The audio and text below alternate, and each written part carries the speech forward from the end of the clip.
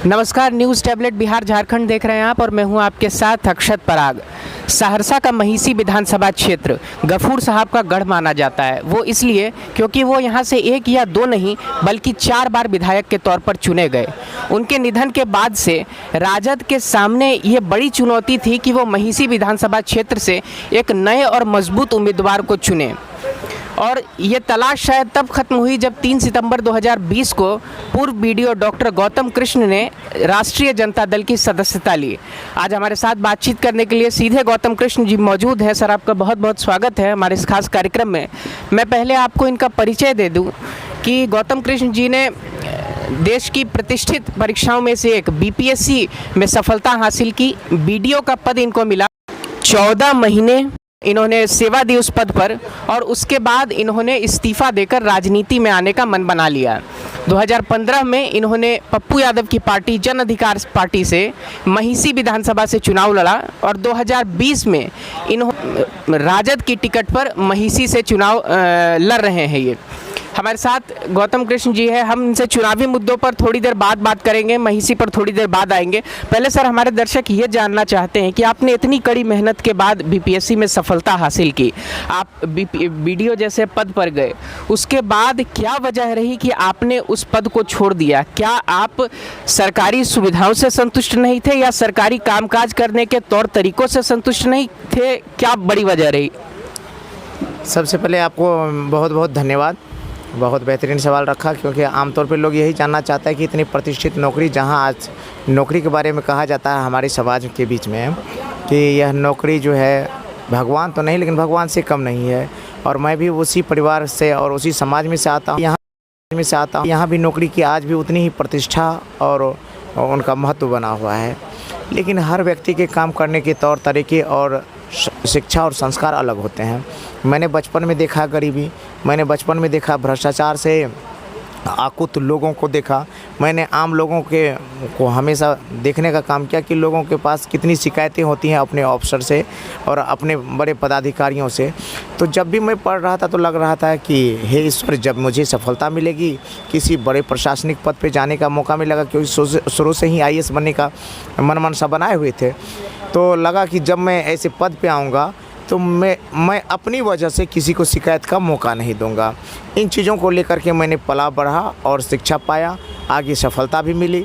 जब सफलता मिली तो यही मंशा से मैंने काम करना शुरू किया कि मैं अपने पद की जिम्मेवारी की वजह से, लेट लतीफ़ी की वजह से, भ्रष्टाचार की वजह से या अन्य वजहों से मैं आम आदमियों को के बीच में कभी शिकायत नहीं होने दूंगा। जब काम करना शुरू किया तो फिर सत्ता के कुछ दलाल जो होते हैं, कुछ गलत व्यक्ति होते हैं, जो अन्य व्यक्ति होते हैं जो अपने निजी स्वार्थ में आकंठ डूबे हुए थे, इन लोगों ने परेशान करना एक तरह से उनको शुरू किया।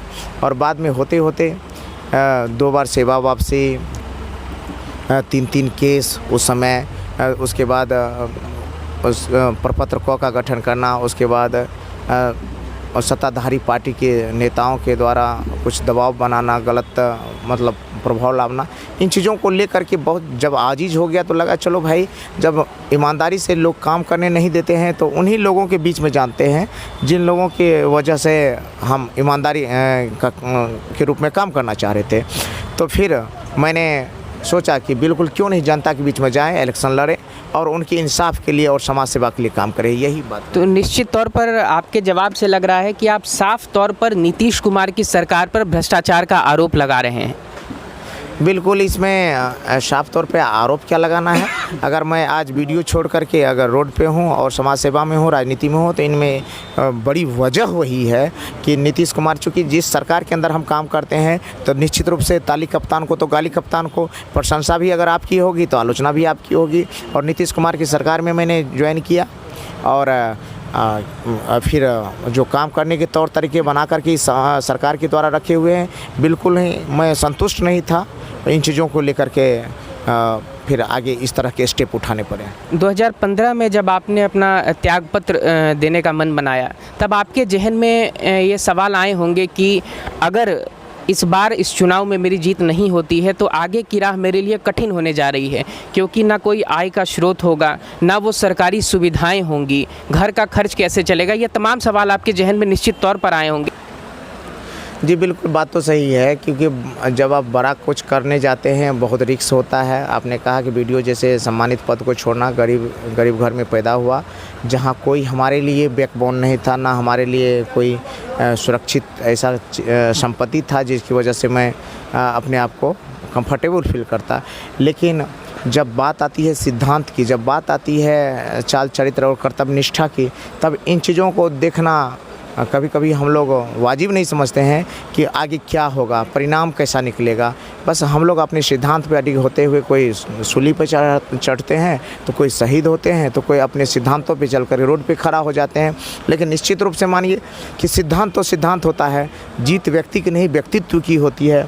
और जहाँ समाज बचाने की जिम्मेवारी आपके सर पे हो और समाज को व्यवस्थित करने की जिम्मेवारी हो और ऐसा जिम्मेवारी को आप निर्वहन करने के लिए आगे बढ़े हों, तो इन चीज़ों का मायने नहीं रखता है कि आपका कल क्या होगा, परिणाम क्या होगा, परिवार कैसे चलेंगे, आपका जीवन कैसे चलेगा, आप सुरक्षित हैं या नहीं हैं। इन चीज़ों का कोई मायने नहीं रखता है। मायने ये रखता है कि समाज की बेहतरी के लिए आपने क्या पहल किया है और आप सिद्धांत पे कितना खरा उतर रहे हैं। एक सवाल कि आपका सोशल मीडिया अकाउंट कई बार चर्चाओं का विषय रहा, सुर्खियों में रहा।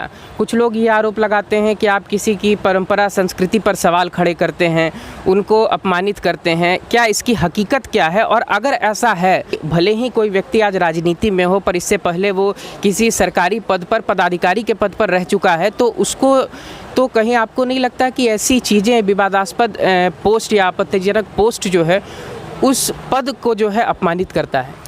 देखिए, ऐसा तो मैं सबसे पहले ये कहूँगा कि कुछ लोगों ने इसको डाइवर्ट किया। जो मैं उस पर लिखा था उन चीज़ों पे वो बात नहीं समझे या उनको गलत तरीके से वो अपने पे ले लिए। उसमें मेरा स्पष्ट तौर पे लिखा हुआ था, क्योंकि जो संसाधन है हमें यहाँ ये सोचना होगा, समाज की भलाई के लिए हम लोग सारे आदमी प्रयासरत हैं। भगवान भी हैं तो भगवान भी चाहते हैं उनकी गरीब जनता खुश रहे और उसका गरीब जो सेवक है वो खुश रहे। हम लोग पहले भरपेट भोजन की बात करते हैं, मानवता को ज़िंदा रखने की बात करते हैं। हम लोग आडंबर में नहीं फंसना चाहते हैं कि भगवान भी चाहते हैं कि आप मेरी भक्ति भाव से पूजा कीजिए। मैं भी बहुत श्रद्धा रखता हूँ, मैं निश्चित रूप से पूजा पाठ भी करता हूँ, भगवान में आस्था है। अगर आज मैं चुनाव भी लड़ रहा हूँ तो इसमें ईश्वर की असीम कृपा है, तो मैं उन चीज़ों को मानता हूँ, मैं खुद पूजा करता हूँ। लेकिन जहाँ बात होती है संसाधन के बर्बादी का, तो वहाँ पे मुझे थोड़ा सा लगता है कि इन संसाधनों का उपयोग गरीब जनताओं के बीच में हो जाता। भगवान और भक्त के बीच में संसाधन लेके नहीं कोई पूजा नहीं होती है, बल्कि वो तो भक्ति भाव से पूजा था। यानी कि पूजा हमें भाव से करना चाहिए, अंतरात्मा से करना चाहिए, निश्चल भाव से करना चाहिए। संसाधन की बर्बादी करेंगे तो समाज पे असर पड़ेगा, बस इतनी ही मेरी बात थी। तो लोगों ने इसको दूसरे रूप में प्रस्तुत किए और जिनको मैं देखा गलत तरह से प्रस्तुत किए। किसी ने कहा कि भगवान पे चोट कर रहे हैं, ये कर रहे हैं। भैया ऐसा कुछ नहीं है। मैं खुद भगवान में, महादेव बाबा में, अन्य चीज़ों में बहुत ज़्यादा विश्वास करता हूँ, मानता हूँ और उसके असीम कृपा के बिना कुछ संभव भी नहीं है। तो इसलिए मैं उन लोगों से यही दरख्वास्त करूँगा, आप मेरी भावना को समझें। अगर मेरी आप भावना को समझेंगे तो निश्चित रूप से आपको मेरी कोई चीज़ गलत नहीं लगेगी। अगर गलत लगेगी तो मैं आपसे पुनः गुजारिश करता हूँ, आपसे एक विनती करता हूँ कि आप एक बार मेरी भाव को समझेंगे तो अच्छा लगेगा। 2015 में जब आपने चुनाव लड़ा, आप हार गए, उसके बाद से लगातार आप क्षेत्र में जा रहे हैं।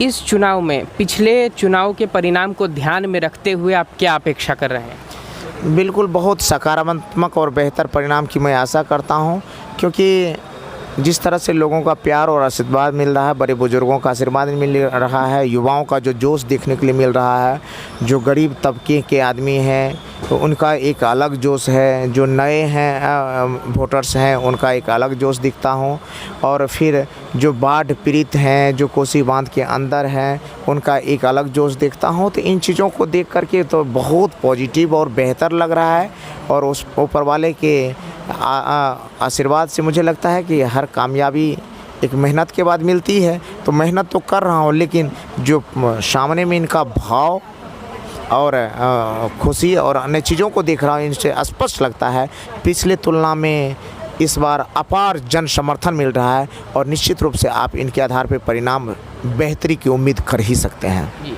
आप महिसी विधानसभा से चुनाव लड़ रहे हैं। मैं भी आपके क्षेत्र में गया, कई लोगों से मेरी बातचीत हुई। सभी लोगों का ये कहना था कि गफूर साहब जो है वो जब तक जीवित रहे वो महिसी विधानसभा को उन्होंने अपना घर समझा, वहाँ के लोगों को अपने परिवार का सदस्य समझा, जो उनकी परेशानी थी, ज़रूरतें थे, उसमें वो साथ खड़े रहे। अब चूंकि राजद ने आपको वहाँ से उम्मीदवार बनाया है तो उनका राजनीतिक जीवन एक तरह से आपको आगे बढ़ाना है, तो आपसे भी वही अपेक्षाएं होंगी। तो कितना चुनौतीपूर्ण है आपके लिए और आप कितने तैयार हैं इसके लिए? कैसे में वही अपनापन दे पाएंगे उनको जो गफूर साहब ने दिया? चलिए, इस सवाल के लिए तो मैं आपको बहुत पुनः धन्यवाद देता हूं। गफूर साहब हमारे आदरणीय नेता थे और उनमें कई खासियत थी जो आज भी मुझे प्रेरित करता है। मैं उनको आपके चैनल के माध्यम से सशक्त नमन करता हूं और मैं आपको विश्वास दिलाता हूं, आदरणीय गफूर साहब हमारे लिए जो एक रेखाएं खींच के गए हैं उसी रेखा पे मैं चलने का काम करूंगा, उनके पद चिन्हों पे ही चलने का काम करूंगा।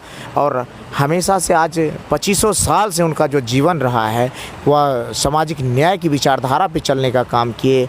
वो कभी भी मौका फरस्त आदमियों के साथ कभी समझौता नहीं किए, कभी समाज तोड़ने वाले के साथ समझौता नहीं किए, कभी गलत व्यक्तियों को प्रश्रय नहीं दिए और सबों के साथ मिल कर के काम किए। ये बड़ी बात है। आज उनके पद चिन्हों पे ही चल कर के महिसी विधानसभा में लोगों के दिल में उतरा जा सकता है। मैं निश्चित रूप से उनके एक बेटा की हैसियत से मैं कहता हूँ, मैं मानता हूँ मेरे पिता तुल्य थे, मैं उनकी बातों को लेकर के आगे बढ़ूँगा।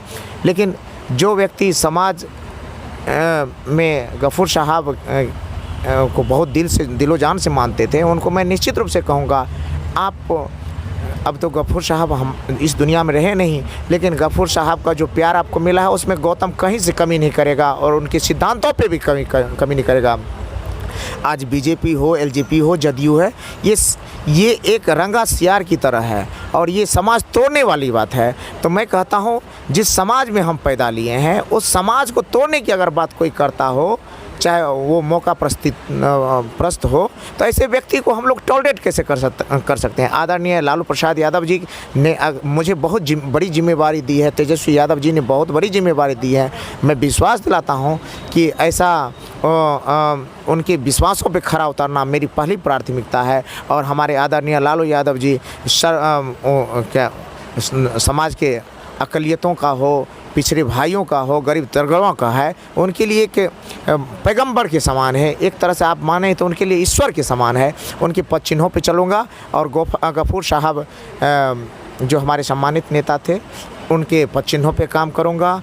और वो अपनी पूरी ज़िंदगी ऐसे गलत व्यक्ति से, एलजेपी से, बीजेपी से, जदयू से समझौता नहीं किए, तो हम कैसे समझौता करेंगे। वो हमारे पिता तुल्य गार्जियन थे। आप लगातार गफूर साहब की तारीफ़ कर रहे हैं, उनके कामकाजों की तारीफ़ कर रहे हैं, फिर भी आपने 15 में उनके खिलाफ चुनाव लड़ा। आप दूसरा विधानसभा क्षेत्र चुन सकते थे जहां विकास नहीं हुआ था, महिसी को ही चुनने की कोई ख़ास वजह? देखिए, महिसी मेरा कर्म क्षेत्र है और जो आपका कर्म क्षेत्र होता है वो आपको जन्मभूमि से भी ज़्यादा सम्मानित और आपके लिए ये है, क्योंकि महिसी मैंने अपना काम करना शुरू किया, ये तो मेरी माँ से भी बढ़ के हो गई, तो इसलिए ये मेरा कर्म क्षेत्र है। चुनाव लड़ना कोई बात नहीं होता है, सौहार्दपूर्ण संघर्ष करना बड़ी बात होता है। हम कटुता के साथ संघर्ष कर रहे हैं या सौहार्दपूर्ण संघर्ष कर रहे हैं, ये मायने रखता है। तो मैंने गफूर साहब के साथ मैंने हमेशा सौहार्दपूर्ण और पिता तुल्य गार्जियन मान करके मैंने काम किया है। जी, आपका एक संगठन है पीपल्स पावर, हमारे दर्शकों को इसके बारे में बताइए कि क्या है ये, इसकी विचारधारा क्या है और क्या आप इसे बिहार में एक राजनीतिक दल के तौर पर स्थापित करने की कोशिश कर रहे हैं? जी नहीं, आप इस सवाल को आप कहने से पहले आप मेरे सोशल मीडिया को आप चेक करते होंगे, तो मैं ज़रूर बताता हूँ आपको कि पीपल्स पावर एक सामाजिक और वैचारिक राजनीतिक संगठन तो नहीं है, ये एक सामाजिक और वैचारिक संगठन है और ना ये एनजीओ है ना कोई अन्य संगठन है। ये वैचारिक संगठन है और सामाजिक सौहार्द, समाज के उन टैलेंटेड लड़काओं को, वैचारिक युवाओं को एक मंच पे लाने का काम करता है जो समाज के बेहतरी के लिए काम करता है। तो ये सामाजिक और वैचारिक संगठन है और समाज के बेहतरी के लिए कार्य करता है। आपके महिसी विधानसभा से ही कई और उम्मीदवार हैं, जदयू से गुंजेश्वर शाह हैं, लोजपा से एक नेता हैं अब्दुल रज़ाक हैं और कई उम्मीदवार हैं। इनमें से ऐसे कौन से उम्मीदवार हैं जो लगता है कि आपको सबसे मजबूत टक्कर देने वाले हैं? देखिए, मैं इस प्रश्न का जवाब मैं नहीं दूंगा। इस प्रश्न का जवाब आपको खुद ढूंढना होगा। आप क्षेत्र में जाएं, वहाँ से लोगों से राय लें और आपको स्पष्ट रूप से पता चल जाएगा कि कौन किस टक्कर में है। हर व्यक्ति अपने आप में कहता है कि मैं सबसे मजबूत हूँ, तो मुझे लगता है व्यक्ति को सच्चाई के साथ खड़ा रहना चाहिए। इसलिए मैं आपके इस प्रश्न का जवाब मैं चाहूँगा कि आप अपने माध्यम से ढूंढेंगे तो अच्छा रहेगा। और मैं तो मान रहा हूँ कि यह एक तरफा हम लोग महिषी में अपनी जीत की ओर बढ़ रहे हैं और तेजस्वी यादव जी के हाथ को मजबूत करने में महिषी विधानसभा इतिहास लिखने जा रहा है। चलिए, एक आखिरी सवाल कि आने वाले पहले एक वर्षों में अगर आप चुनाव जीत जाते हैं, विधायक के तौर पर चुने जाते हैं, तो पहले वर्ष में आप क्या काम करने वाले हैं? एक मोटी रोड मैप हम जानना चाहते हैं, क्योंकि आप लंबे समय से लोगों से बातचीत कर रहे हैं, मिल रहे हैं। उस क्षेत्र में कहाँ विकास हुआ, कहाँ नहीं हुआ और कहाँ किस क्षेत्र में पहले विकास होने की ज़रूरत है, ये तमाम चीज़ें आप देख समझ रहे होंगे। तो एक मोटी रोड मैप आप मुझे सिर्फ एक वर्ष का बताएं, फिर एक वर्ष के बाद मैं आपका इंटरव्यू करूँगा और जो काम पूरे हो गए होंगे उस पर आपको धन्यवाद भी दूँगा, बधाई भी दूँगा और अधूरे कामों पर सवाल भी पूछूँगा। चलिए, आपने बहुत अच्छा सवाल रखा पुनः, इसके लिए आपको भी मैं धन्यवाद दे रहा हूँ। मेरी प्राथमिकता में है सबसे पहले 70, जहाँ हम लोग अभी लगभग बैठ कर बातचीत कर रहे हैं, ये सतरकटिया का ही बॉर्डर है। तो हम सतरकटिया प्रखंड भवन निर्माण हमारे क्षेत्र की बहुत बड़ी आकांक्षा थी। आज लगभग 30 साल से ये भवन विहीन है सतरकटिया प्रखंड। और तो मैं चाहूँगा कि अगर जनता के आशीर्वाद से मुझे प्रतिनिधि बनने का मौका मिला तो सतरकटिया प्रखंड भवन निर्माण मेरी पहली प्राथमिकता होगी।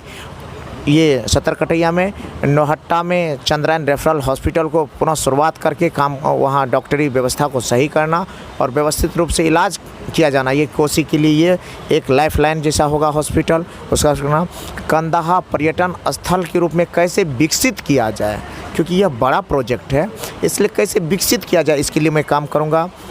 चौथी बात रहेगी कोसी विकास प्राधिकार, क्योंकि कोसी का जो इलाका है उसका महिषी विधानसभा में 15 पंचायत हमारे विधानसभा में आता है। कोसी विकास प्राधिकार के लिए मैं काम करूँगा। और हमारे यहाँ वाटर लॉगिंग की है, तो इन चीज़ों पे काम करूँ। लेकिन ये बड़ा मुद्दा है, ये मुख्यमंत्री स्तर का कार्य है, लेकिन पहली प्राथमिकता में मैं गिना देता हूँ। पुनः 1 साल के बाद आइएगा तो मुझे स्वागत रहेगा आपका और मैं वेलकम भी करूँगा। सतरकटिया प्रखंड भवन निर्माण, चंद्रायन रेफरल हॉस्पिटल को शुरुआत करना, भय मुक्त, भय भूख और भ्रष्टाचार से लड़ने की प्राथमिकता होगी।